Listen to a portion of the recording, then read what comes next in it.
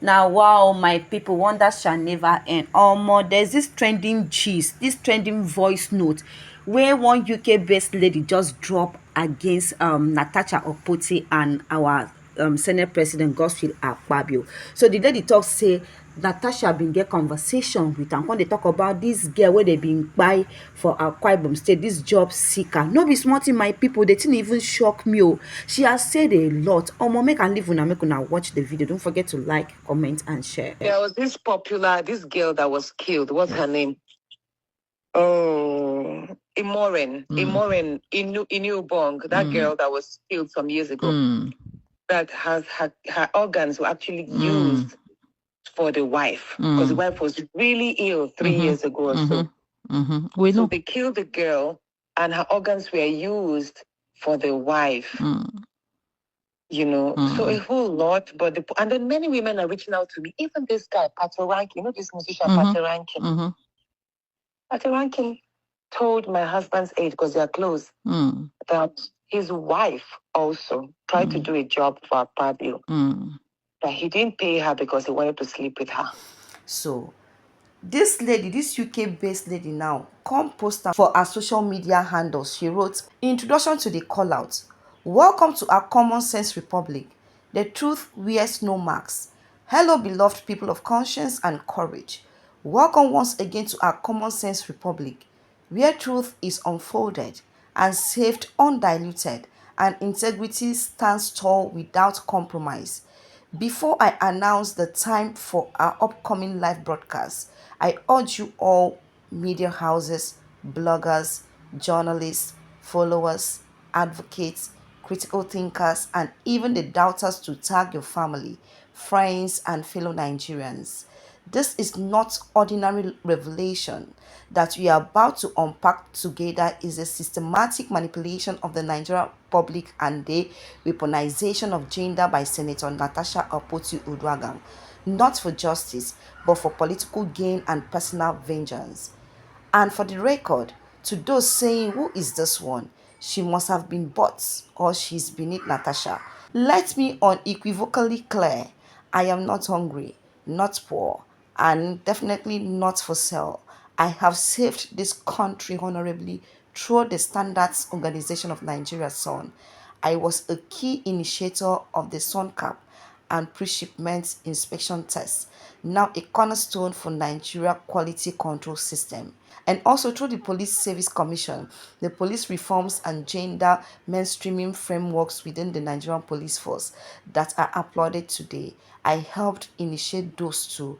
But because I do not flaunt my achievement or socialize with every Tom, Dick, and Harry, online or offline, some believe I can be looked down upon, insulted, silenced, or discredited.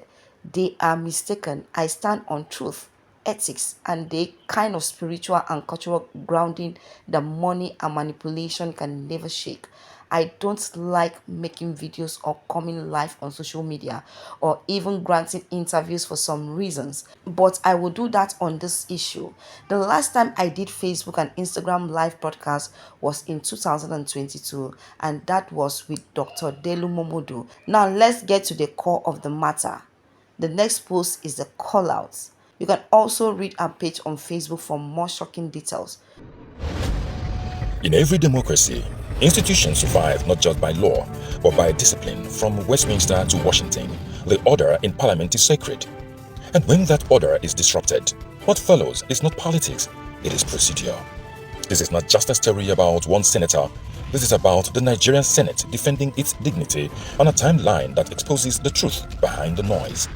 This is about one fact, that while we struggle as a Senate and as a people to continue to influence laws that will ensure to create more space for our women in public institutions, those of our women who have found themselves in public institutions out of this time should learn, understand, and obey the rules and regulations of those institutions so that they also will be good ambassadors of the Nigerian women. In Nigeria, it triggered concern, not conspiracy. Seat reshuffles are procedural routines across parliaments, but on February 20, 2025, during a regular plenary, Senator Natasha Akpoti refused to comply with her seat reassignment despite multiple appeals from colleagues, including the Senate Minority Leader. In the UK House of Commons, such defiance could lead to naming and suspension. In India, Rule 255 allows immediate expulsion. In Nigeria, it triggered concern and conspiracy. Regard of Senator Natasha Akpoti or the rules of the Senate proceedings as enshrined in Standing Orders of Senate 2023 as amended. 3.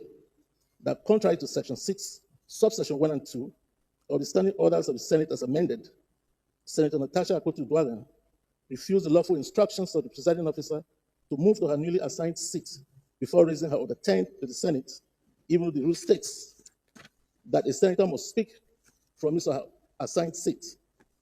That all efforts to get Senator Natasha Akpoti to move to her newly assigned seat fell on deaf ears as Senator Natasha Akpoti continued shouting on top of her voice and pointing her fingers at the presiding officer, insisting on staying on her old seat, thereby disrespecting the Senate and the presiding officers against the rules. 2 days later, she went public. She claimed bias.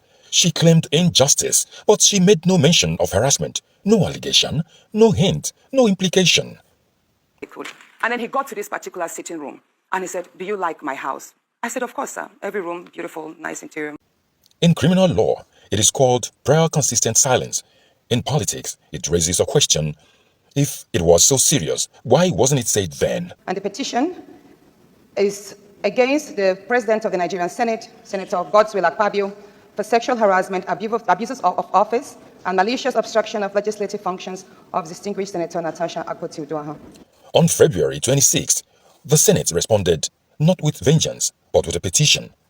The charge, insubordination and contempt of rules. That Senator Natasha has violated Order 6, subsection 1 and 2 of the Senate Standing Orders 2023 as amended by vehemently refusing to relocate to her newly assigned allocated seat in the Senate chamber and insisting to raise the point of order from a seat not allocated to her, thereby causing commotion and disruption of the Senate proceedings, violating Order 62, subsection 2 of the Senate Standing Orders by refusing to leave the chamber when ordered to do so by the presiding officer. Discipline knows no borders or gender. This is not about gender. The next day, her case was referred to the Senate Committee on Ethics, Privileges and Public Petitions. Standard procedure mirrored in every functioning legislature. February 28, just 24 hours later, Senator Akpoti changed the conversation. She now alleged sexual harassment over a year prior by the Senate President in his home and in front of her husband. A grave claim, but one made only after disciplinary action had begun. This was not first headline-grabbing accusation. In 2021, she accused activist Reno Mokri of harassment during a Senate House banquet. Caught in a lie, she deleted her posts. Her husband reportedly paid hush money to avoid legal consequences. No apology, no accountability. Does a pattern emerge? Accusation without evidence, noise without proof, diversion when discipline looms. She was summoned. She refused to attend.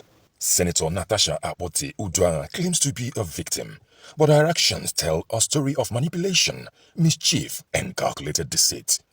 She makes allegations without presenting a single piece of credible evidence, yet sends women under the guise of advocacy groups to deliberately disrupt public hearings. In her own voice, she boasts about sending Dr. Obi Ezekwesili to stall the process.